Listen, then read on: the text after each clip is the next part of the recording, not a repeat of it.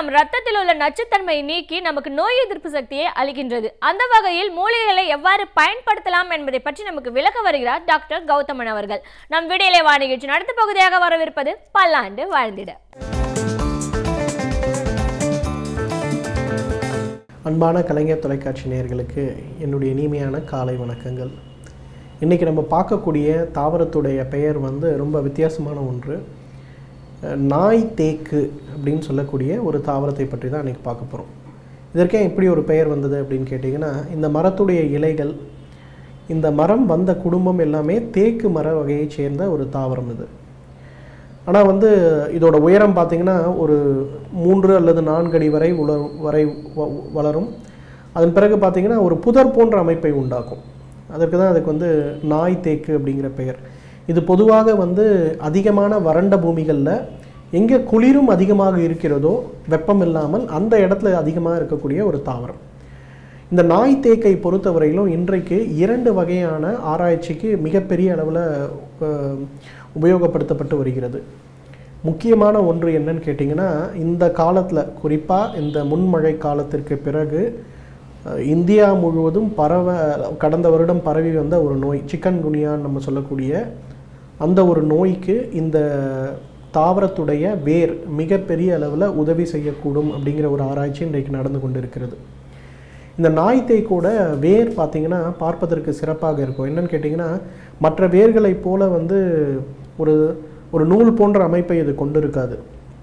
அந்த நூலில் முடிச்சு போட்டால் எப்படி இருக்குமோ, முடித்தாக ஒரு மாலை, ஒரு முத்து மாலை போட்டால் எப்படி இருக்குமோ, சிறிதளவு நூல், ஒரு முத்துன்னு வரா மாதிரி வேர் ஒரு முடிச்சு, திருப்பி வேர் ஒரு முடிச்சு, அந்த மாதிரி நிறைய இருக்கும். அந்த அளவுக்கு பார்த்திங்கன்னா இந்த வேரை பார்த்தாலே நமக்கு இது நாய் தேக்கோட வேர் அப்படின்னு சொல்கிற அளவுக்கு தனித்துவமாக இருக்கும். இந்த வேரில் இருக்கக்கூடிய மூலக்கூறுகள் உடலில் ஏற்படுகின்ற, குறிப்பாக நம்ம பாரம்பரிய மருத்துவத்தில் சொல்லக்கூடிய சன்னிபாத ஜுரம் அப்படின்னு சொல்லுவாங்க. அதாவது குளிர் இருக்கும், உடல் வெப்பநிலை இருக்கும், அதே நேரம் உடலில் இருக்கக்கூடிய மூட்டுகளில் கடுமையான வலி மற்றும் வீக்கம் இருக்கும். இது 3 சம்பந்தப்பட்ட பிரச்சனைகளுக்கும் சிறப்பான தீர்வளிக்கக்கூடிய ஒரு மருந்து இந்த நாய் தேக்கு அப்படின்னு சொல்கிறது. நம்ம பாரம்பரிய மருத்துவத்தில் என்ன பண்ணுவோம்னா, இந்த மாதிரி ஒரு நோய் இருக்குன்னா உடனே தண்ணீர் 100 மில்லி எடுத்து இந்த நாய் தேக்குடைய அந்த வேரை நன்றாக பொடி செய்து அதை ஒரு தேக்கரண்டி இட்டு நன்றாக கொதிக்க வைத்து அதை காலை ஒரு முறை, இரவு ஒரு முறை உணவுக்கு முன்பு சாப்பிடுகின்ற ஒரு வழக்கத்தை வைத்து கொண்டாலே அந்த சிக்கன் குனியான்னு நம்ம சொல்லக்கூடிய அந்த நோயுடைய தாக்கம் மிக வேகமாக உடலிலிருந்து வெளியேறுவதை பார்க்கலாம். ஏன்னா சிக்கன் குனியாவோட ஒரு மிகப்பெரிய உபத்திரவம் இன்றைக்கு என்னவாக இருக்குன்னு கேட்டிங்கன்னா, அந்த காய்ச்சல் இல்லை, அது ஏற்படுத்திய உடல் சோர்வு இல்லை, மூட்டுகளில் கடுமையான வறட்சியை ஏற்படுத்தி நிறைய பேருக்கு பார்த்திங்கன்னா அந்த மூட்டுகளை சிறிது கூட நகர்த்த முடியாத அளவுக்கு கடுமையான ஒரு பிரச்சனையை ஏற்படுத்தி விடுகிறது. இன்னும் நிறைய பேருக்கு பார்த்திங்கன்னா அந்த நோய் போன பிறகு, அதாவது 5 வருடம் 6 வருடம் ஆன பிறகு கூட நடக்க முடியாத ஒரு கடுமையான பிரச்சனையை உண்டாக்கி விடுகிறது. இந்த மாதிரிலாம் இல்லாமல் ரொம்ப சுலபமான முறையில் நிறைய மருந்துகளை உட்கொள்ளாமல் அதே சமயத்தில் வலியை உடனடியாக குறைப்பதற்கும் இந்த நாய் தேக்கு ஒரு மிகச்சிறந்த மருந்தாக இருக்கிறது. 2வது பார்த்திங்கன்னா டைஃபாய்டு காய்ச்சல். பொதுவாக நம்ம பாரம்பரிய மருத்துவத்தில் இதற்கு வாத ஜுரம் அப்படின்னு பேர். இந்த டைஃபாய்டு காய்ச்சல் வரும்போது நம்ம உடலில் ஏற்படுகின்ற மிக முக்கியமான ஒரு பிரச்சனை, வயிறு பகுதியில் இருக்கக்கூடிய குடலில் ஓட்டைகள் ஏற்படுவது, சிறு சிறு ஓட்டைகள் ஏற்படுவது. இந்த ஓட்டைகளில் போய் இந்த டைஃபாய்டு நோய் கிருமி அப்படியே சேர்ந்து நிற்கும். சரியான உணவு கட்டுப்பாடுகள், அதே போல் சரியான மருந்துகள் இல்லாமல் இருந்தால் அந்த ஓட்டைகள் எல்லாம் கடுமையான புண்களை ஏற்படுத்தி உயிருக்கே ஆபத்தான ஒரு சூழ்நிலையை கூட அது கொண்டு போய் விட்டுரும். அந்த மாதிரிலாம் இல்லாமல் வயிற்றில் இருக்கக்கூடிய, குறிப்பாக டைஃபாய்டு நோய் போன பிறகு மிக வேகமாக அந்த வயிற்று புண்களை ஆற்றுவதற்கு இந்த நாய் தேக்கு ஒரு மிகச்சிறந்த மருந்து. பொதுவாக நம்ம பாரம்பரிய மருத்துவத்தில் கன்வாலசன்ஸ் பீரியடுன்னு சொல்லுவோம். அதாவது ஒரு நோயிலிருந்து வெளிவந்த பிறகு உடல் தேற்றியாக எந்தெந்த மருந்துகளை எதை உபயோகப்படுத்தலாம் அப்படிங்கிறது. அதில் பார்த்திங்கன்னா ரொம்ப குறிப்பாகவே இந்த நாய் தேக்கோட பவுடர் 1 டேபிள் ஸ்பூன் எடுத்து பால் 50 மில்லி, தண்ணீர் வந்து 100 மில்லி சேர்த்து அதை நன்றாக கொதிக்க வைத்து 50 மில்லியாக குறைத்து அதை வடிகட்டி அந்த பாலை சிறிதளவு பனங்கற்கண்டு சேர்த்து காலை ஒரு வேளை மட்டும் உணவுக்கு முன்பு சாப்பிடுகின்ற அது ஒரு வழக்கத்தை வைத்து கொண்டாலே மிக மிக வேகமாக, ரொம்ப வேகமாக பார்த்திங்கன்னா அந்த இடத்தில் இருக்கக்கூடிய அந்த புண்கள் ஆற்றப்பட்டு அந்த காய்ச்சலினால் உடலில் ஏற்பட்ட பலவீனங்கள் நீக்கப்பட்டு உடல் வந்து மீண்டும் சரியாகிறத நம்ம பார்க்க முடியும். அந்த அளவுக்கு உடல் தேற்றி அப்படின்னு வரும்போது அதற்கு நாய் தேய்க்கு ஒரு மிகச்சிறந்த மருந்து. அதே போல் இதய அறுவை சிகிச்சை செய்து கொண்டவர்கள், மூட்டு மாற்று அறுவை சிகிச்சை செய்து கொண்டவர்கள், இவங்க எல்லாருக்குமே ஏற்படுகின்ற ஒரு முக்கியமான பிரச்சனை என்னென்னா, காலையில் இருக்கக்கூடிய சுறுசுறுப்பு ஒரு 12-1 மணிக்கு பிறகு இருக்காது. அந்த நேரங்கள்லாம் பார்த்திங்கன்னா அவங்களுக்கு எப்போவுமே ஒரு கடுமையான சோர்வு இருக்கும். அந்த சோர்வை விட வேலை செய்ய முடியாத ஒரு சூழல், இரவில் வந்து தூக்கம் ஏற்படாத ஒரு சூழல், சில நேரங்களில் பார்த்திங்கன்னா உடலில் இருக்கக்கூடிய இரத்த அளவு அது அதிகரிக்காமல் ஒரு குறிப்பிட்ட லெவல்லே இருக்கும். இதனால் வந்து பார்த்திங்கன்னா உடல் கடுமையான பலவீனம் அடைவதோடு மட்டுமல்லாமல் உடலில் மிகப்பெரிய அளவில் பாதிப்பு ஏற்படும். இதெல்லாம் வந்து இல்லாமல் ரொம்ப சுலபமாக ஒரு அறுவை சிகிச்சைக்கு பிறகு உடலை தேற்றக்கூடியதுக்கு இந்த நாய் தேய்க்கு ஒரு மிகச்சிறந்த மருந்து என்றால் மிகையாகாது. அதே போல் இந்த சிக்கன்குனியா நோய் ஏற்பட்ட பிறகு நிறைய பேருக்கு பார்த்திங்கன்னா தசை அழற்சி இருக்கும். உதாரணத்துக்கு பார்த்திங்கன்னா நம்மளுடைய உடல் அமைப்பில் தொடைப்பகுதிகளில் தசை அமைப்பு இப்படி இருக்கணும், கால் பகுதியில் தசை அமைப்பு இப்படி இருக்கணுன்றது ஒரு முறைப்பாடு உண்டு. அந்த தசை அமைப்பில் மாறுதல்கள் ஏற்படும் போது நம்மளுடைய செயல்பாடுகளில் கடுமையான மாற்றம் ஏற்படும். அதெல்லாம் இல்லாமல் ரொம்ப சுலபமாக இதற்கு வந்து நிறைய சிகிச்சைகள், நிறைய மருந்துகள், நிறைய உணவு கட்டுப்பாடுகள்லாம் எடுத்துக்கொண்டால் கூட சமயத்தில் அது குணமாவது ரொம்ப லேட்டாக இருக்கும். குறிப்பாக வந்து இந்த சிக்கன்குனியா மாதிரி இருக்கக்கூடிய பிரச்சனைகள் குழந்தைகளுக்கு ஏற்படும் போது அவர்களுடைய வளர்ச்சி விகிதமே கடுமையாக பாதிக்கப்படும். அப்படிலாம் இல்லாமல் சுலபமாக என்ன பண்ணலான்னா, இந்த நாய் தேய்க்கிலிருந்து எடுக்கக்கூடிய எண்ணெயை கழுத்திலிருந்து உடல் முழுவதும் தடவி அரை மணி நேரம் ஊற வைத்து வெந்நீரில் குளிக்கச் செய்கின்ற ஒரு வழக்கம். இதை வந்து ஒரு தினசரி பழக்கமாகவே ஒரு 90 நாட்கள் அல்லது 100 நாட்கள் வைத்து கொண்டாலே உடலில் இருக்கக்கூடிய அந்த வலியை உண்டாக்கக்கூடிய காரணிகள் குறைந்து தசைக்கு போகக்கூடிய இரத்த ஓட்டத்தை சீராக்கக்கூடிய காரணிகள் அதிகரித்து தசைக்கு போக வேண்டிய சத்துக்கள் சரியாக கிடைக்கின்ற ஒரு சூழல் ஏற்படும் போது மிக மிக வேகமாக அந்த இடத்தில் இருக்கக்கூடிய தசை இழற்சி குறைவதோடு மட்டுமல்லாமல் அந்த இடத்தில் இருக்கக்கூடிய அந்த அதோட செயல்பாடு மற்றும் இப்போ ஒரு கிலோமீட்டர் நடக்கணும்னா நடக்க முடியும், படிக்கட்டு ஏறணும்னா ஏற முடியும். இந்த மாதிரி பலவீனங்கள்லாம் சிறிது சிறிதாக குறைவதை பார்க்கலாம். அந்த அளவுக்கு பார்த்திங்கன்னா இந்த நோய்க்கு பிறகு ஏற்படுகின்ற அந்த உடல் அழற்சி சம்பந்தப்பட்ட பிரச்சனைகளுக்கும் வெளிப்புறமாகவே இந்த நாய் தேய்க்குடைய எண்ணெயை உபயோகப்படுத்தினால் கூட அது பலனுள்ளதாக இருக்கும். எல்லாத்துக்கும் மேலே இப்போ சமீபத்தில் நடந்த ஒரு ஆராய்ச்சி என்ன சொல்லுதுன்னா, இந்த நாய் தேக்கிலிருந்து எடுக்கக்கூடிய அந்த தேநீர், அதாவது ஹெர்பல் டீன்னு நம்ம சொல்லக்கூடிய அந்த தேநீர், அதை குடிக்கின்ற ஒரு வழக்கம் தினசரி வைத்து கொண்டாலே ஈரல் சம்பந்தப்பட்ட புற்றுநோயை தடுக்க முடியும் அப்படிங்கிற அளவுக்கு இன்றைக்கு வந்து ஒரு ஆரம்பகட்ட ஆராய்ச்சி தகவல் அளிக்கிறது. எனவே நேர்களே, இந்த நாய் தேக்கை பொறுத்தவரையிலும் சிக்கன்குனியா சம்பந்தப்பட்ட நோய்களை வராமல் தடுப்பதற்கும் வந்த பிறகு அந்த நோயுடைய தாக்கத்தை வேகமாக குறைப்பதற்கும் ஈரல் சம்பந்தப்பட்ட பிரச்சனைகளுக்கும் ரொம்ப குறிப்பாக டைஃபாய்டு நோய் மற்றும் அறுவை சிகிச்சைக்கு பிறகு உடல் தேற்றுவதற்கும் ஒரு மிகச்சிறந்த மருந்து. இதை வந்து மருந்தாக இல்லை, நான் சொன்ன மாதிரி ஒரு ஹெர்பல் டீயாக தினசரி நம்ம வாழ்க்கையில் ஒரு உணவாக பயன்படுத்தி வந்தாலே நம்மாலும் பல்லாண்டு காலம் ஆரோக்கியமாக வாழ்ந்திட முடியும். சமூகத்தில் நடக்கும் பிரச்சனைகளை கண்டு பயந்து ஒதுங்கி விடாமல் அதில் நம்முடைய பங்களிப்பை முழுமையாக அளிக்க வேண்டும் என்கிறார் மனுஷபுத்திரன் அவர்கள். நம் விடையிலேவா நிகழ்ச்சியின் அடுத்த பகுதியாக வரவிருப்பது தீதும் நன்றும்.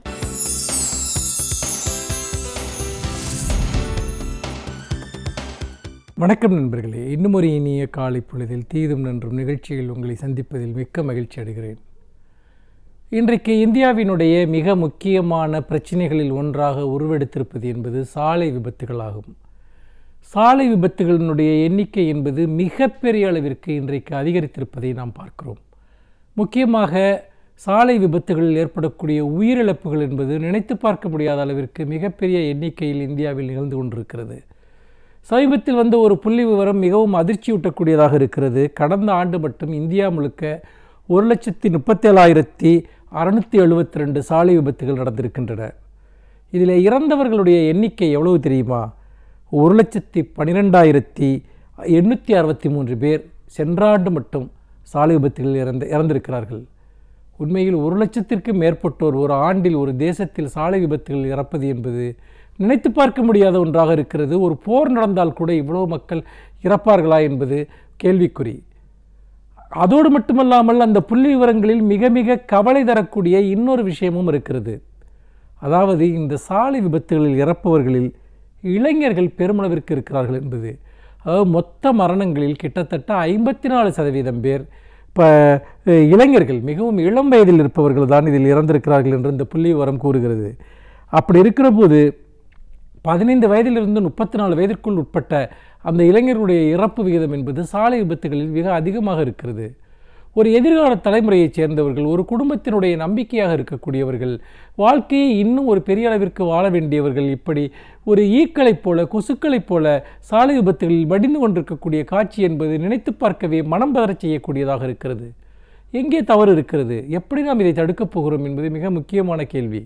பொதுவாக விபத்துகளுக்கு மிக முக்கியமான காரணமாக நம்முடைய சாலைகளுடைய அமைப்புகளை நாம் குறிப்பிடலாம். நிறைய குண்டும் கொள்ளியுமான பாதுகாப்பற்ற சாலைகள் என்பது விபத்துகளுக்கு ஒரு முதன்மையான காரணமாக இருக்கின்றன என்பதை நாம் மறந்துவிடக்கூடாது.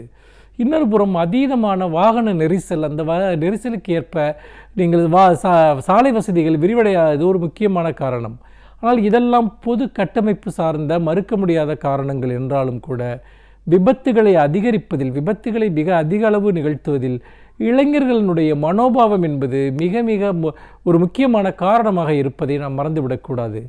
நிறைய இளைஞர்கள் இன்றைக்கு வாகனம் ஓட்டுவது என்பதை ஒரு பெரிய சாகசமாக கருதுகிறார்கள். மிகச் சிறு வயதில் விபத்துகளில் சிக்கிக்கொள்வது என்பது பரவலாக இருக்கிறது. பொதுவாக நம்முடைய சாலை வாகன விதிகளின்படி 18லிருந்து 20 வயதிற்கு உட்பட்டவர்கள் 50 சிசி வேகத்திறன் கொண்ட வாகனங்களுக்கு மேல் ஓட்டக்கூடாது என்று விதி இருக்கிறது. ஆனால் இப்பொழுது வாகனங்களே 50 சிசி கொண்ட வாகனங்களே கிடையாது. அந்த அளவிற்கு இன்றைக்கு எல்லாமே வேக விரைவு கொண்ட வாகனங்கள் தான் இன்றைக்கு சந்தையில் இருக்கின்றன. அதனால் மிக இளவயதில் மிகவும் வேகமாக செல்லக்கூடிய அதிவிரைவுத்தன்மை கொண்ட வாகனங்களை இன்றைக்கு இளைஞர்கள் ஓட்டுகிறார்கள். அப்படி இளைஞர்கள் ஓட்டுகிற போது கூட மிகுந்த பாதுகாப்பற்ற வகையில் அவர்கள் இந்த வாகனங்களை இயக்குவதை நாம் தொடர்ந்து காணக்கூடியதாக இருக்கிறது. அதாவது சாலைகளில் செல்லுகிற போது நீங்கள் மிக அதிவேகத்தில் செல்வதை ஒரு மிகப்பெரிய சாகச மனப்பான்மையாக கருதுவது, பிற வாகனங்களை தேவையில்லாமல் முந்த முயற்சிப்பது, அப்படி வாகனம் ஓட்டுகிற போது வாகனத்துடைய முன் சக்கரத்தை தூக்கி காட்டுவது, இப்படியான பல விஷயங்களை அவர்கள் செய்கிறார்கள். இன்னொன்று, அந்த வாகனங்களில் இருக்கக்கூடிய சைலன்சரை கழட்டிவிட்டு மிக அதீதமாக ஒலி எழுப்பக்கூடிய வகையில் வாகனங்களை மாற்றி அவற்றினுடைய ஒரு கவனச்சீர்குலைவை ஏற்படுத்துவது, அதோடும் இல்லாமல் ஹெல்மெட் அணியாமல் வண்டி ஓட்டுவது, இன்னொரு மிக பிரச்சனை குடித்து விட்டு வண்டி ஓட்டுவது, இப்படி பல்வேறு விதமான விஷயங்களின் காரணமாக இன்றைக்கு இருசக்கர வாகனங்கள், 4 சக்கர வாகனங்களில் ஏற்படக்கூடிய விபத்துகள், அதுவும் இளைஞர்கள் வாகனம் ஓட்டுகிற போது மிகப்பெரிய அளவிற்கான விபத்துகள் ஏற்படுவதை இந்த புள்ளி விவரங்கள் சுட்டி காட்டுகின்றன. இது உண்மையில் மிக மிக கவலைப்படக்கூடிய, ஒரு கவலை தரக்கூடிய ஒரு விஷயமாக இருக்கிறது. ஏனென்றால் நாம் பொதுவாக இளைஞர்களுக்கு அவர்களுடைய ஒரு இதுபோன்ற போலியான சாகச மனப்பான்மையை நாம் அவர்களிடம் பேசுவது கிடையாது. நம்முடைய கல்வி அமைப்புகளில் அதை பற்றி நாம் அவர்களிடம் உரையாடுவது கிடையாது. உண்மையிலேயே வாழ்க்கையில் சாகசம் என்பது, த்ரில் என்று சொல்வது ஒரு வாகனத்தை வேகமாக செலுத்துவது அல்ல. மாறாக நம்முடைய பாதுகாப்பையும் உறுதி செய்து மற்றவர்களுடைய பாதுகாப்பையும் உறுதி செய்வது தான் உண்மையிலேயே ஒரு சிறப்பாக ஒரு சாகச உணர்வு கொண்ட ஒருவருடைய ஒரு இயல்பாக இருக்க முடியும். மாறாக பொதுமக்கள் நடமாடக்கூடிய சாலைகளில் தங்களுடைய சாகச விளையாட்டுகளை மேற்கொள்ளக்கூடியவர்கள் தங்களுடைய உயிருக்கு மட்டுமல்ல மற்றவர்களுடைய உயிருக்கும் மிகப்பெரிய அளவிற்கான ஒரு பாதுகாப்பின்மையை உருவாக்குகிறார்கள் என்பதை நாம் மறந்துவிடக்கூடாது. இது மிக மிக ஆபத்தான போக்கு. இப்போதும் கூட நீங்கள் விடுமுறை தினங்களில் பார்த்தீர்கள் என்றால் நிறைய இளைஞர்கள் பைக் ரேஸ், அதை நீங்கள் சாலைகளிலேயே செலுத்துவதை பார்க்கலாம். அல்லது ஒரு தங்க நாற்கர சாலைகள் போன்ற இடங்களிலோ அல்லது கிழக்கு கடற்கரை சாலை போன்ற இடங்களிலோ மிக அதிவேகத்தில் இளைஞர்கள் பைக்குகளை செலுத்தி கொண்டு செல்லக்கூடிய காட்சிகளை பார்க்கலாம். நிச்சயமாக அந்த காட்சியை பார்க்கிற போதே நமக்கு மனம் பதபதிக்கிறது.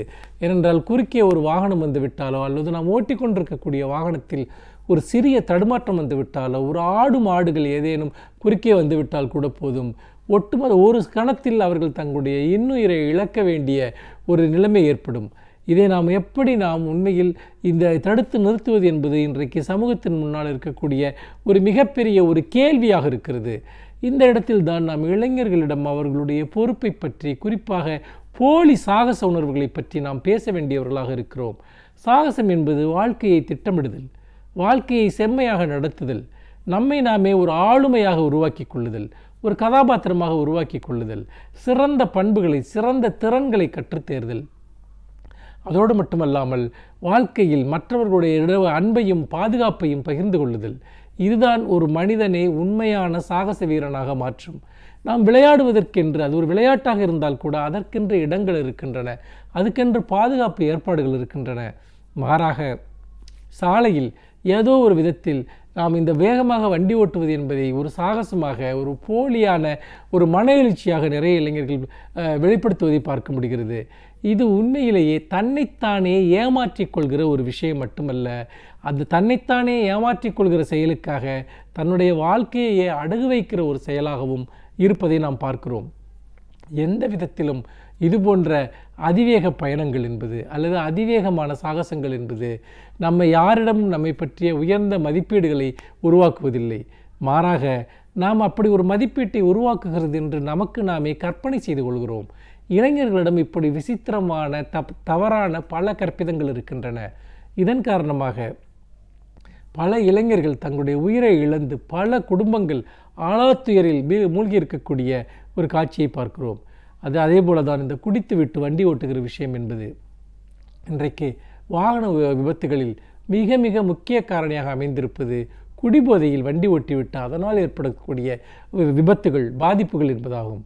இது இன்றைக்கு ஒரு மிகப்பெரிய ஒரு பிரச்சனையாக இந்தியாவில் மாறி இருக்கிறது. குடித்துவிட்டு வாகனம் ஓட்டுவது தொடர்பான கடுமையான கட்டுப்பாடுகளை உருவாக்குவது மிக முக்கியம். சாலை விதிகளை பராமரிப்பது மிக முக்கியம். இன்னும் சொல்லப்போனால் இந்தியா போன்ற சாலைகளில் மிக அதிவேக பைக்குகளை அல்லது வாகனங்களை சந்தையில் அனுமதிப்பது கூட மிக தவறான போக்கு என்று நான் சொல்வேன். ஏனென்றால் நம்முடைய நாட்டினுடைய யதார்த்தம், நம் நாட்டினுடைய சுற்றுச்சூழல் சார்ந்த விஷயங்கள், சாலை அமைப்புகளை கணக்கில் கொண்டு சில குறிப்பிட்ட வேகத்துக்கு மேல் இருக்கக்கூடிய வாகனங்களை சாலைகளில் அனுமதிப்பாமல் இருப்பதும் நல்லது என்று சொல்லி மீண்டும் இன்னும் ஒரு புதிய சிந்தனையோடு உங்களை சந்திக்கிறேன். நன்றி, வணக்கம். பல்வேறு துறைகளை சார்ந்த பிரபலங்கள் அவர்களுடைய அனுபவங்களை நம்முடன் பகிர்ந்து கொள்ளும் போது அது நமக்கு சிறந்த தூண்டுகோலாக அமைகின்றது. அந்த வகையில் இன்று சிறப்பு விருந்தினர் யார் என்பதை பற்றியும் அவர்கள் என்ன செய்திகளை நம்முடன் பகிர்ந்து கொள்ளப் போகிறார் என்பதையும் பார்க்கலாம். நம் விடியலை வாணி நிகழ்ச்சியின் அடுத்த பகுதியாக வரவிருப்பது சிறப்பு விருந்தினர் பகுதி.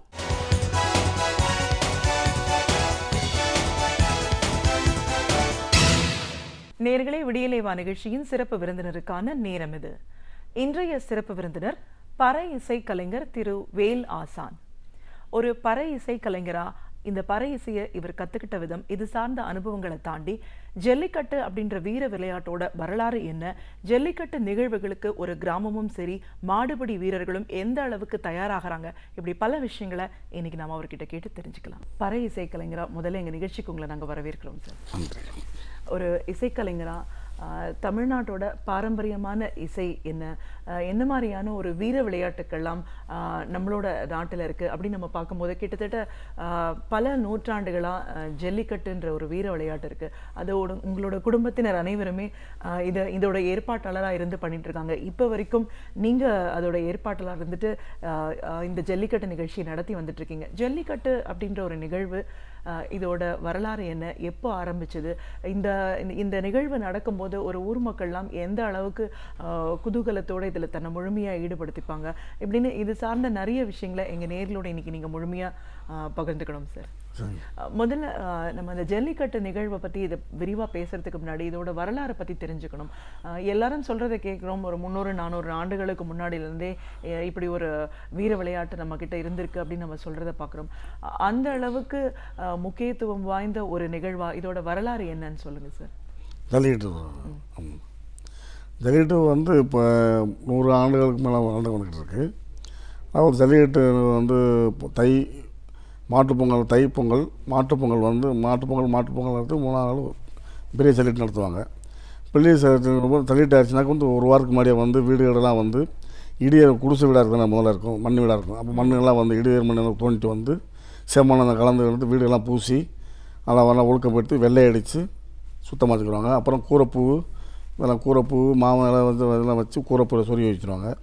சொறி வச்சுட்டு அப்புறம் பொங்கல் வைப்பாங்க. பொங்கல் வச்சு மாட்டு பொங்கல் அன்னைக்கு பொங்கல் வச்சு மாட்டுக்கான படையில் படைச்சு மாட்டுக்கு மரியாதை செஞ்சு அன்னைக்கு மாட்டு பொங்கல் அன்னைக்கு வந்து ஒரு ஊருக்குள்ளே வந்த மாடு வளர்க்குறாங்களோ அந்த மாடுகள்லாம் வச்சு சல்லிட்டு விடுவாங்க. அப்போ வந்து ஊரில் உள்ள பெண்கள் ஆண்கள்லாம் வந்து ஒரே இடத்துல வந்து கூடையில் பார்க்கும்போது அப்போ வந்து பெண்கள் அவங்க பார்க்குறாங்கன்னு சொல்லிட்டு அவங்க முன்னாடி வந்து இப்போ கோலை அணிக்கக்கூடாதுன்னு சொல்லிட்டு வீரமாக என்ன சொல்லி மாடை பிடிக்கணும், இந்த மாடை பிடிக்கணும், இந்த மாடு எந்த மாடு குத்துறதோ அந்த மாடு தான் பிடிக்குன்னு சொல்லிட்டு ஏன்னா பார்ப்பாங்க. அப்போ அதில் வந்து ஒரு காதல் வர்றதுக்கான ஒரு வாய்ப்புகள் இருக்குது. அந்த மாதிரி தான் இருக்குது. அப்புறம் மறுநாள் வந்து பெரிய ஜல்லிக்கட்டு. அப்போ தான் வந்து இந்த சரியான ஆம்பளை வந்து ஒரு இதுக்கு எப்படி பண்ணிருக்காங்கன்னா வந்து ஒரு நல்ல வீரனுக்கு தான் ஒரு பொண்ணை கொடுக்கணும்னு நினைப்பாங்க.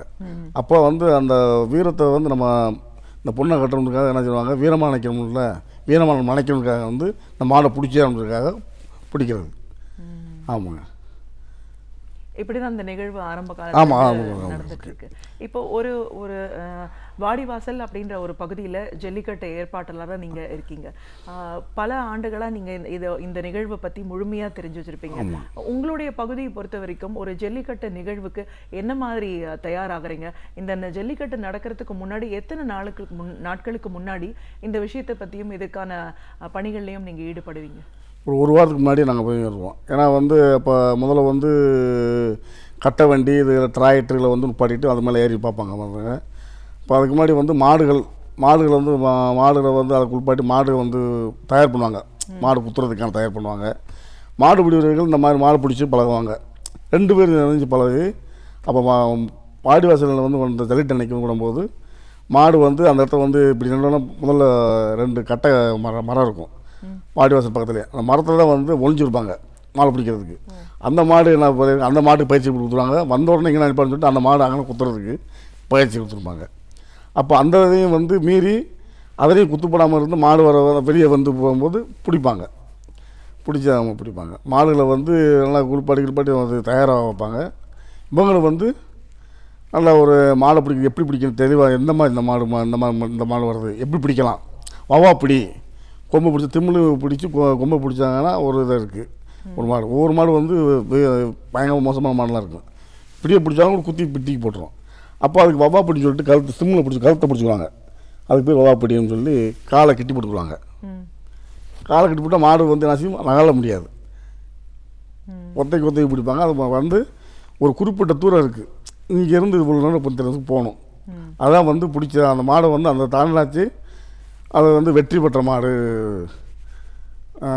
பிடிக்காரங்களுக்கு சொல்லுவாங்க. அதை தாண்டிச்சுனாக்க மாடு சொந்தம், மாடு வந்து பெருசு வெற்றி பெற்றுச்சு அப்படின்னு சொல்லிட்டு முடிவு பண்ணுவாங்க. அப்புறம் வந்து மாடு வந்து இந்த மாடுக்கு வந்து யாரும் பிடிக்க முடியல அப்படின்னா அந்த மாடு பிடிச்சவங்களுக்கு சன்மானம் கொடுப்பாங்க. செயின் தர்றேன் அப்படி நிலம் தரேன்னு சொல்லிட்டு இந்த பீரோல் கட்டில்னு சொல்லிட்டு இப்போ முதல்ல வந்து செயின் நிலங்கள்லாம் இருக்காங்க. இப்போ வர காலத்தில் கொஞ்சம் மாதிரி இப்போ பீரோல் இப்போ அந்த சைக்கிள் மோட்டர் சைக்கிள் அப்படி ரூபா 50,000 1 லட்சம் சொல்லிட்டு ஒன்று வந்து நடக்குது. இந்த நிகழ்வு நடக்கிறதுக்கு முன்னாடி இந்த ஜல்லிக்கட்டு மாடுகளும் சரி அதற்கான வீரர்களும் அதற்கான ஒரு பயிற்சி தயாராகிறாங்கன்னு சொன்னீங்க இல்லைங்களா சார்? அந்த பயிற்சிங்கிறது எப்படி நடக்கும், எவ்வளோ நாட்கள் நடக்கும், என்ன மாதிரி நடைபெறுது? அப்போ வந்து ஒரு மாடு வந்து இப்போ எப்படி பார்க்குறாங்கன்னா கூட்டமாக இருக்கிறத வந்து மாடை கட்ட மாட்டாங்க. தனியாக வந்து அது வாடுக்கு இருக்கும். அந்த மாடு ஆளுக்கு கண்டாவே வெறி உண்டாகிற மாதிரி அந்த வேறு ஆளுங்க வந்து வேறு வேத்தாளுக்கு வந்தாலும் அதை வந்து கூட்ட முட்டுற மாதிரியே வந்து ஏற்பாடு பண்ணிடுவாங்க. அப்போ அந்த மாடை வந்து எப்படி பிடிக்குன்னு சொல்லிட்டு இவங்க பயிற்சி இருப்பாங்க. ஒரு பக்கம் கட்டி விட்டு அதை என்ன செய்வாங்க, அதாவது உரி பாய்ச்சறது. அப்படி என்ன இந்த ஒரு 4 பேர் சுற்றி நின்றுக்கிட்டு வாழை எடுக்கிறது. வாழை எடுத்தோன்னா இந்த பக்கம் திரும்பும். வாழை பிடிக்கணும் குத்தத்தானே போகும். வாழை எடுக்கும்போது திரும்பும்போது இந்த பக்கம் இருக்கணும் பிடிச்சிருவாங்க. அந்த மாதிரி அந்த பயிற்சி எடுப்பாங்க.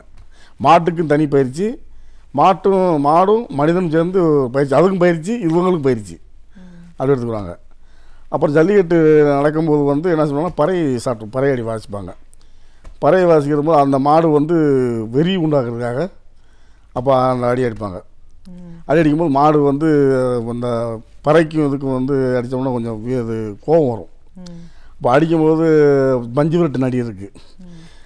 மஞ்சு விரட்டு அடிலாம் அடிப்பாங்க. ஜனஜங் ஜனாக் ஜனஜங் ஜனாக் ஜனஜங் ஜனாக் ஜனஜங் ஜனாக் ஜனஜங் தனாக் கணக்கு திருத்திங் தனாக் கணக்கு திருத்திங் கணக்கு இப்படி அடிக்கும்போது மாடுகளுக்கு வெறி உண்டாகும்போது அப்போ என்ன மாடு வந்து போக்குறதுக்கு ரொம்ப கோபம் ஆக்ரோஷமாகும். ஆமாம்.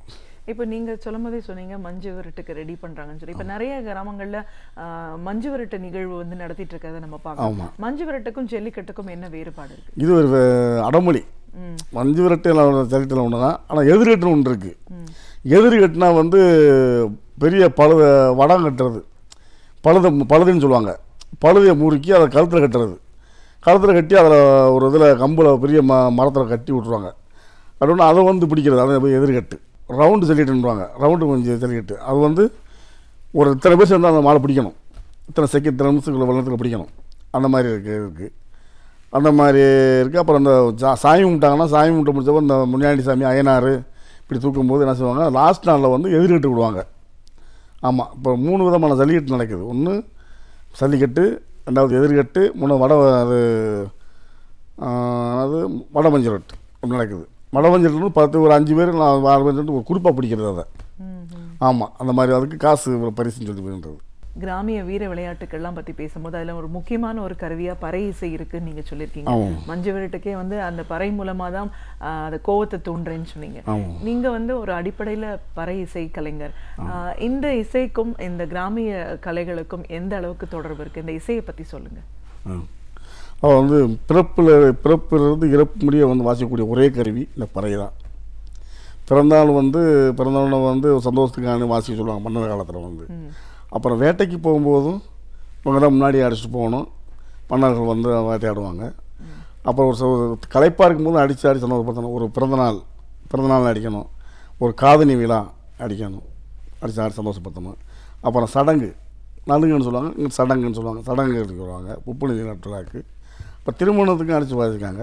அப்புறம் சாமி தூக்கிட்டு போகும்போது வாசிப்பாங்க. அப்புறம் கரகம் எடுத்து போகிறது அடிப்பாங்க. சாமி வேட்டைக்கு போகிறதுன்னு ஒன்று இருக்குது, வேட்டைக்கு போகும்போதும் அப்படி அடிச்சிருக்காங்க.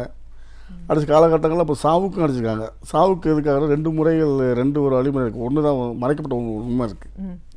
இப்போ நான் வந்து இப்போ அடிச்சிட்டோம்னா வந்து ஒருத்தங்க அடித்தோன்னா வந்து உயிர் ரெண்டு போனோம்னா அதிர்வில் வந்து உயிர் வர வாய்ப்பு இருக்குது. இன்னொரு உண்மை என்ன, மறைக்கப்பட்ட உண்மை என்ன, இப்போ வர்றவங்க வந்து அழுவாங்க. ஒவ்வொருத்தவங்க வந்து என்ன செய்வாங்க, மயக்கப்பட்ட கீழே விழுந்துருவாங்க. ஒவ்வொருத்தவங்களும் பல்லு கட்டிக்கிறோம், ஒவ்வொருத்தவங்களுடைய மூச்சே நின்று போயிடும். அப்போ ஒரு சாவு வீட்டில் இன்னொரு சாவு இருக்கணும்னு சொல்லி சந்தோஷப்படுத்தி ஆடி சந்தோஷப்படுத்தி இந்த மாதிரி பிறந்தத்தை கூடி கொண்டு வராங்க, பூந்தத்தை கொண்டு விடுறான்னு சொல்லிட்டு ஆடி ஒப்பாரி வச்சு மாரடித்து பாட்டு பாடி அவனு சந்தோஷத்தை கவனத்தை தசதிப்பிருக்காங்க. இதான் உண்மை. ஆமாம். இப்போ இந்த இசைக்கருவியை பொறுத்த வரைக்கும் நீங்கள் எந்த காலகட்டத்திலேருந்து இதுக்கு பயிற்சி எடுத்துக்கிட்டீங்க? ஒரு இசைக்கலைஞராக எப்படி உருவானீங்க? 1982 வந்து ஐயா சேவகன் வாத்தியார்னு ஒருத்தர் வந்து இப்போ அலங்காநல்லூர் வந்து சாமி 2 வருஷம், 1 வருஷம் விட்டு 1 வருஷம் சாமி விடுவாங்க. அப்போ வந்து சாமியை வந்து செய்வாங்க.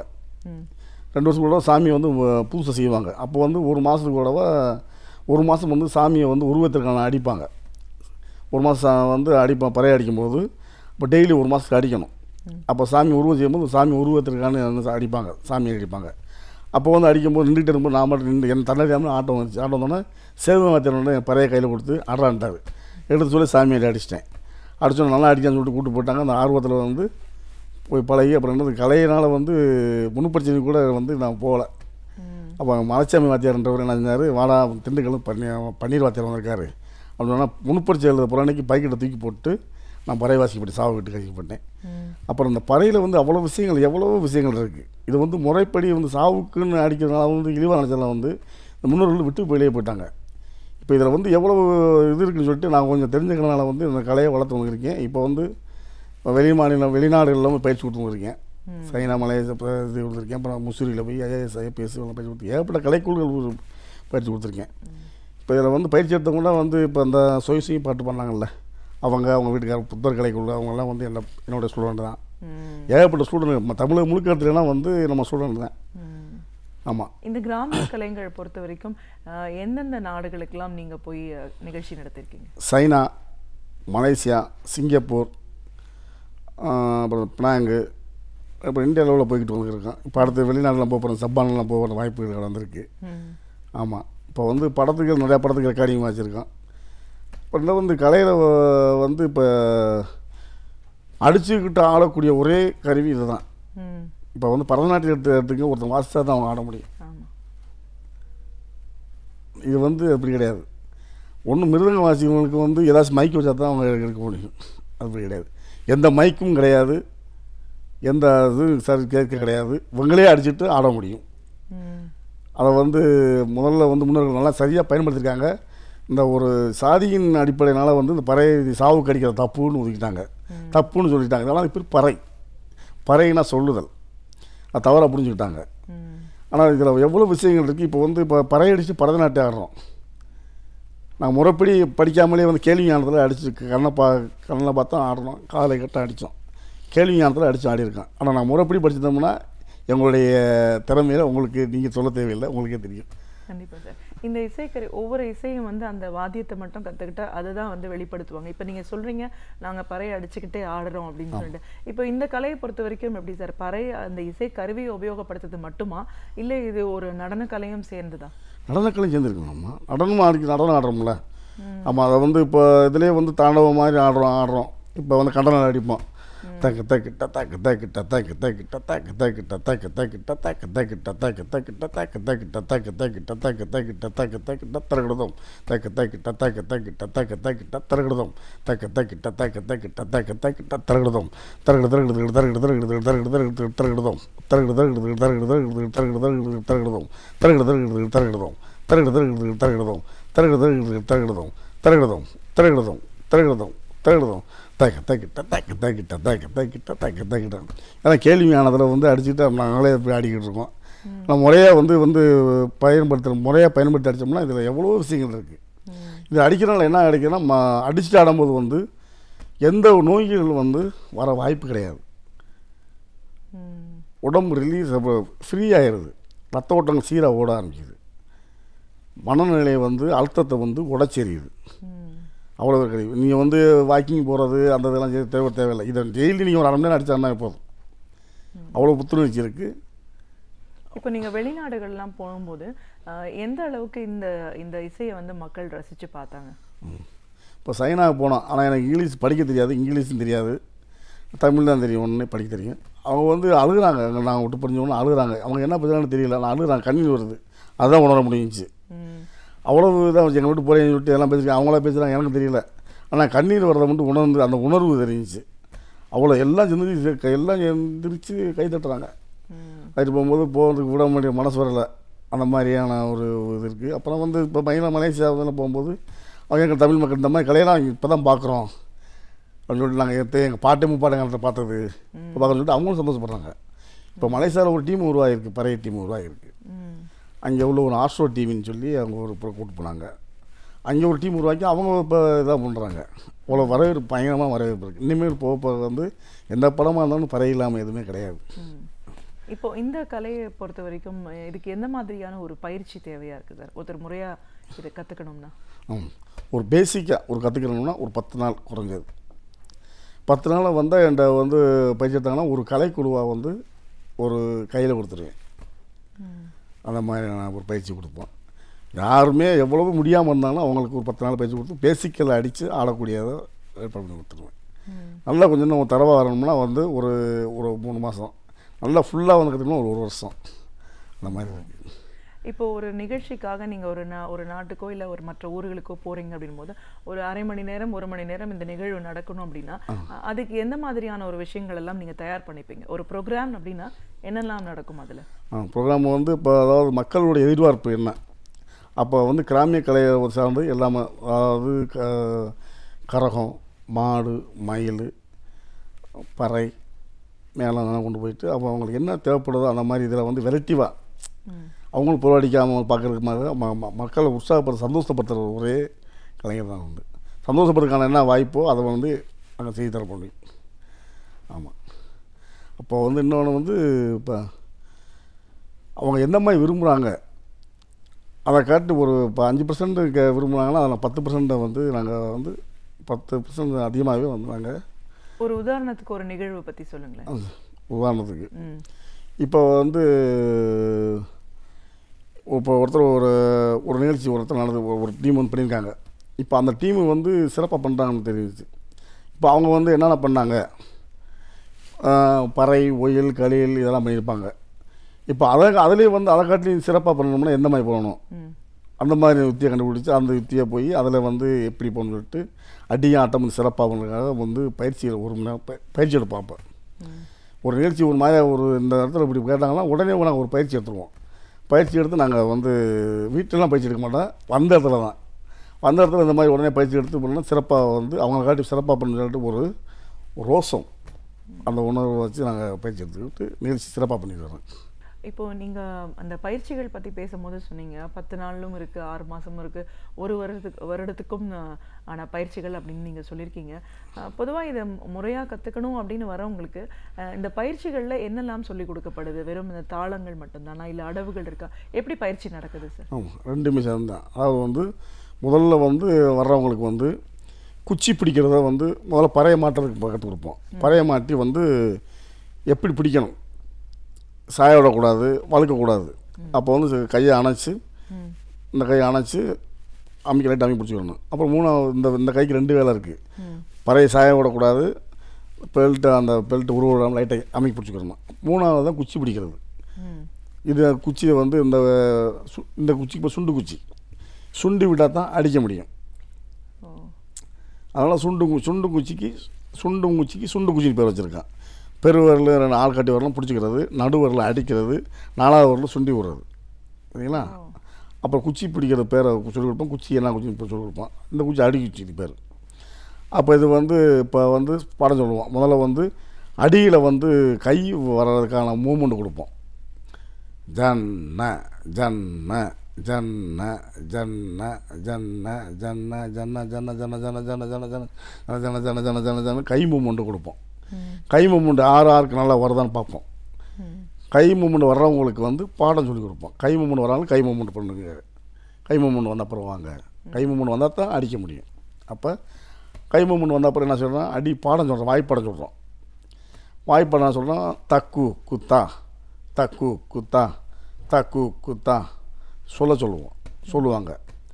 அப்புறம் வந்து அவங்க ஒருத்தவங்களுக்கு இப்போ எப்படி தக்கு குத்தாங்க அடிக்க சொல்லும்போது எனக்கு தெரியாது. அப்போ எழுதி போடுவோம். தா கு கு தா. அப்போ அடிக்க சொல்லும்போது தா இடது குச்சி, கு கு வடது தா இடது, தா கு கு தா இடது வடது இடது தக்கு குத்தா அடிச்சுட்டு அப்படியே சேர்ந்தடி தக்கு குத்தா தக்கு குத்தா தக்கு குத்தா தக்கு குத்தா தக்கு குத்தா தக்கு குத்தா தக்கு குத்தா தக்கு குத்தா அடிப்பாங்க. ஓரளவு அடி வந்த உடனே அவங்க என்ன செய்வான், நடந்துக்கிட்டே அடி. நடந்துட்டு அடிக்கும்போது கையை விட்டுருவாங்க. அப்போ நடந்துகிட்டே அடித்தா தான் என்ன செய்ய முடியும், ஆடிட்டு அடிக்க முடியும்.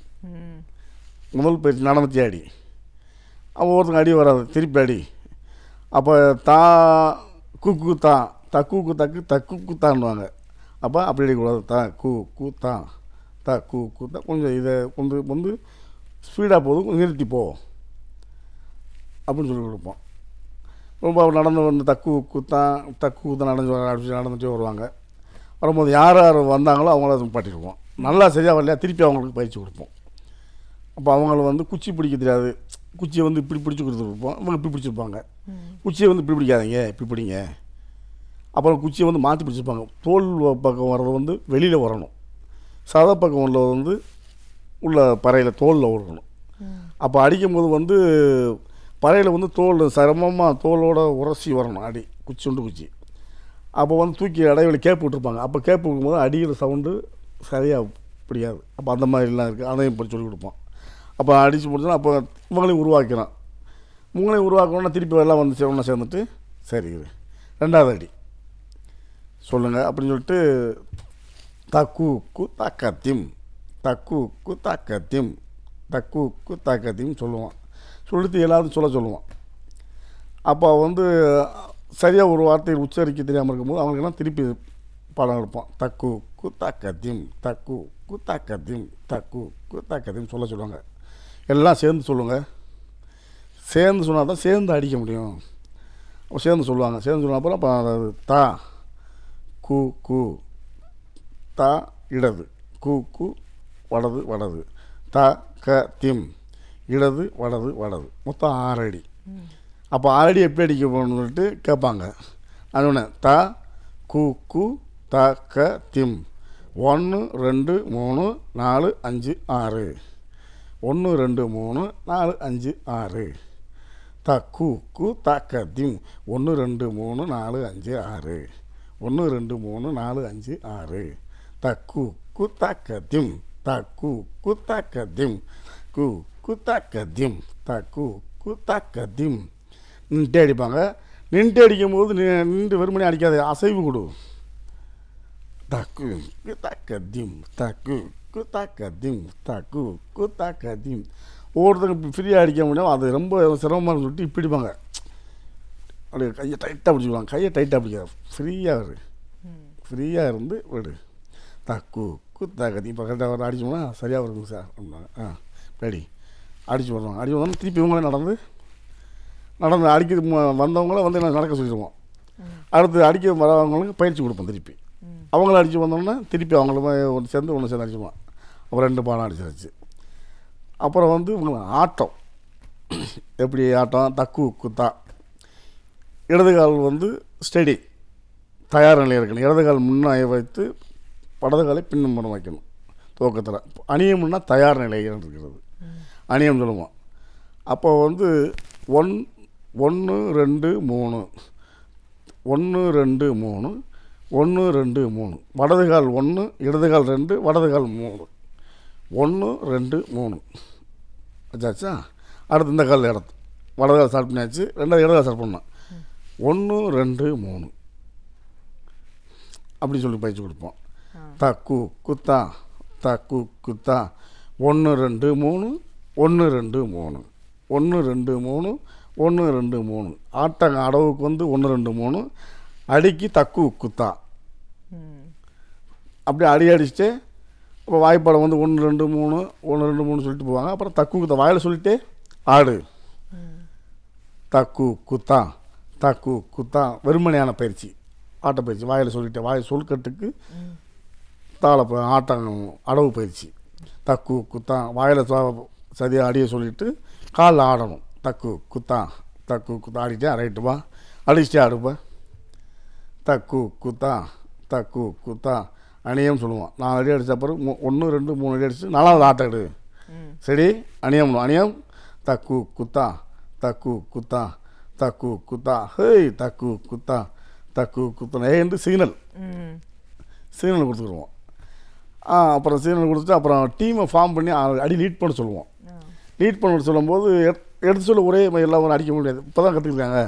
அப்போது அதில் ஒரு நல்லா சிறப்பாக கூடிய அடிக்கிறவங்களும் அவங்கள முதல் துவக்க பண்ண வைப்போம். இப்போ வந்து அடியை ஸ்டார்ட் பண்ணுவோம். அணியன்னு சொல்லிட்டு தக்கு குத்தாண்டுவார். ஒரு அடியை விட்டுட்டு 2வது அடியில் எல்லாம் சேரணும். எல்லாம் சேர்ந்து மொத்தம் அடிக்க முடிய வாய்ப்பு கிடையாது. பழகம் அடிச்சிருவாங்க. இப்போ புதுசாக பழகிறாங்களா, அப்போ அவங்க வந்து அணியம் இந்தா தக்கு குத்தா தக்கு குத்தா எல்லாம் சேர்ந்து அடிப்பாங்க. அப்படியே அடிச்சுட்டு அப்புறம் ஆட்டம் எடுக்கும்போது 1 2 3 4வதெல்லாம் ஆட்டம். ஹேய் தக்கு குத்தா தக்கு குத்தா தக்கு குத்தா. எத்தனை அடவு போகிறோம் அங்கே போய் திரும்பணும். திரும்பி எத்தனை அடவு போகிறோம், திரும்பி எத்தனாவது திரும்புகிறோம். அப்போது ஒரு 8 அடவு போகிறோம். 8 தடவை போய் 1 2 3 4 5 6 திரும்புறது. 7 6 7 திரும்புறது 8 ஸ்டெடி. 1 2 3 4 5 6 முடிய போயிட்டு 7வது திரும்புறது 8 ஸ்டெடி தயாராக திருப்பி இங்கிட்டு வர்றதுக்கு. திருப்பி 1 2 3 4 5 6 7 திரும்புறது 8 ஸ்டெடி. 8 8 16 அடவு ஆட்டம். அப்போ வந்து அங்கே திரும்பும்போது அந்த 6 முடிஞ்சோன்னா ஹேய் சொன்னால் எல்லாம் ஒரே மாதிரி திரும்புகிறாங்க. அப்போ அந்த ஆட்டத்தை அடியும் அடிக்கணும், ஆடிட்டும் போகணும், ஒரே மாதிரி திரும்பவும் செய்யணும். சரிங்களா? அப்போ இப்போ ஃபார்மேஷன் நிறையா பண்ணியிருக்கோம். இந்த மாதிரி தான் வருது. இப்போ இந்த 2 அடி தான் வந்துருக்கு. அப்புறம் வந்து இப்போ இன்னும் கொஞ்சம் வீரமாக அடிக்கிற அடி. அடுத்த இந்த 2 ஆட்டத்தை முடிச்சிட்டாங்களா, ஆடிட்டாங்களா, ரைட்டு அடுத்த அடி போவோம். சரி சொல்லிட்டு தின திங்கு தாக்கு தாக்கு குத்தா தின திங்கு தாக்கு தாக்கு குத்தா தின திங்கு தாக்கு தாக்கு குத்தா தின திங்கு தாக்கு குத்தா சொல்லுவோம். வாய்ப்பாடம் சொல்லு தின தின் தாக்கும் ஒரு மாதிரி சொல்லுவாங்க. அப்புறம் திருப்பி அவங்கள வந்து வாயில் வந்து கரெக்டாக சொன்னா தான் மனசில் பதியும். மனசில் பதிஞ்சால் தான் நம்ம அடிக்க முடியும். அந்த மாதிரி வாய்ப்பாளர்கள் நல்லா முறையாக சொல்லப்பட்டு எல்லாம் பயிற்சி கொடுப்போம். ஒரே மாதிரி சொல்லிட்டு அப்புறம் அடிக்கு போவோம். சொல்லுங்கள், அடித்து காமிப்பேன். தின்ன திங், தின்ன திங், 1 2 3, தின்ன திங், அடிங்க, தின்ன திங். முதல்ல அடியம்ட்டு அடிப்பாங்க, அடியம்ட்டு அடிங்க. ரெண்டாவது வாய்ப்பாடு சொல்லணுமா, நான் அடிக்கிறேன் பாருங்கள், தின்ன திங், அவங்க அடியம்ட்டு அடிப்பாங்க. அப்படி சொன்னால் அப்புறம் நேம் கூட சேர்ந்து அடிப்பலாமா? அணியம் இந்தா தின்ன திங் சேர்ந்து அடிக்கிறாங்க. அடுத்த அடி அந்த அடுத்த கட்டம் போடுறது. தின்ன திங்க்கு தாக்கு, தின்ன திங்க்கு தாக்கு, தின்ன திங்க்கு தாக்கு, தின்ன திங், தின்ன திங்க்கு தாக்கு, தின்ன திங்க்கு தாக்கு, 1 2 3 4 5 6, தின்ன திங்க்கு தாக்கு 6, தின்ன திங்க்கு தாக்கு, தின்ன திங்க்கு தாக்கு 6 அடி. தின்ன திங்க்கு தாக்குன்னு அடிப்பாங்க. பறை இசை கலைஞரா நம்மளுடைய தமிழகத்தோட பாரம்பரிய வீர விளையாட்டுக்கள் என்ன, அதோட ஏற்பாட்டாளராக உங்களோட தலைமுறை சார்ந்த பல பேர் இப்போ வரைக்கும் இருந்துட்டுருக்காங்க. அந்த ஜல்லிக்கட்டுன்ற நிகழ்வு எப்படி நடக்குது, அதுக்கு அந்த காளைகளும் சரி வீரர்களும் சரி எந்த மாதிரி பயிற்சி எடுத்துக்கிறாங்க, அதுக்கு எவ்வளோ தூரம் அவங்க தயாராகிறாங்க, அதையெல்லாம் தாண்டி அந்த விளையாட்டுலேயும் பறை இசை அப்படிங்கிறது எந்த அளவுக்கு ஊடுருவி இருந்திருக்கு, இந்த இசையை நீங்கள் கற்றுக்கிட்ட விதம், இதில் இருக்கிற பயிற்சிகள் என்னவா இருக்குது, இன்றைக்கி இருக்கிற மாணவர்கள் எப்படி கற்றுக்குறாங்கன்னு பல விஷயங்களை அனுபவங்களை எங்களோட நீங்க முழுமையா பகிர்ந்ததுக்கு ரொம்ப நன்றி. இதுவரையில் நாம் அறிந்திராத பல அரிய தகவல்களை நம் சிந்தனைக்கு உரமூட்ட வருகிறார் பேராசிரியர் சுபவீரபாண்டியன் அவர்கள். நம் விடியலை வாணிகிச்சு அடுத்த பகுதியாக வரவிருப்பது ஒன்றே சொல் நன்றே சொல்.